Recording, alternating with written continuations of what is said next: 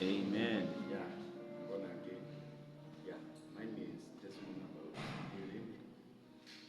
I think it's 2 weeks ago.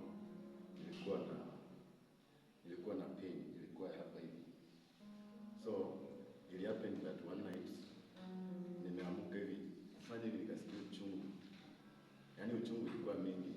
Then when nimesikia uchungu nikaanza kuuliza kwani nini inaendelea?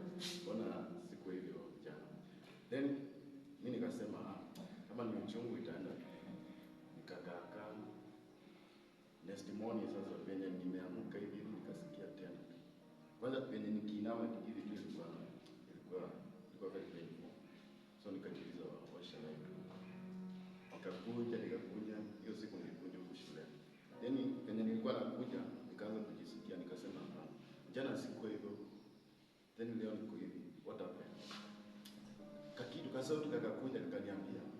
Sasa kama unasikianga mtu anaenda hizo ni kazi za kwanza.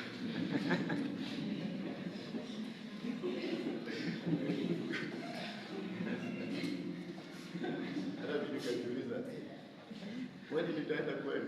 Yaani hiyo kasauti kaanza kuniconfuse. Hata mimi nikaona ni kama nitaenda juu hiyo uchungu ilikuwa mingi. Nasema acha niende niombe. Kwenda kuomba venye nainama hivi kwanza inakuja mingi. Nasema kama nifanye aje? Nasema acha nikae hapa. Acha kwanza nilie kiasi.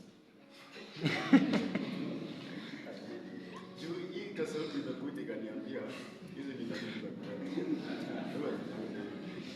Nasema acha nilie kiasi. Then the moment nilienda nikaa hapo nikaanza kufikiria tu. Nikafikiria machozi tulitoka. Nikaambia Mungu tu andi. Nikaambia Mungu, I'm very young.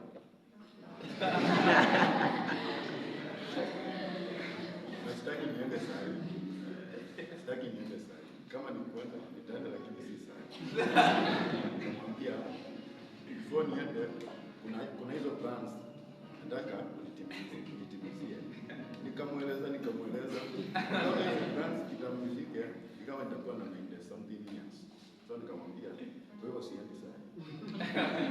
Then nikaanza kuomba. Then nimeomba.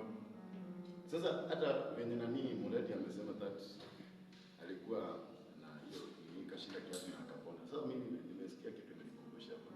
Wewe ulikuwa na shida na sasa ushughulike kwenda kutosha. Si ulipona?